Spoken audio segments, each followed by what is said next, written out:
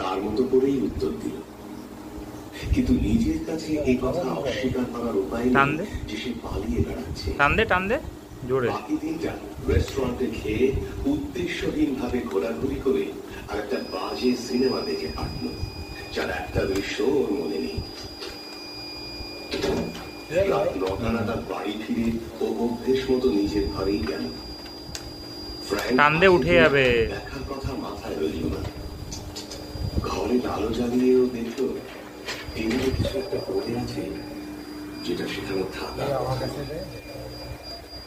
কাছ থেকে দেখতে গিয়ে ওয়াল্টারের হৃদপিণ্ড প্রায় বন্ধ। গত রাতের স্বপ্নে ভিনগ্রহী ব্যালকনির রেলিং এ লাগানো যে উৎকট মূর্তিটা ওর হাতের চাপে ভেঙে গিয়েছিল, সেটা এখন হাতে ধরে রয়েছে ওয়াল্টার। সেই একই পিপে আকৃতি, দু প্রান্তে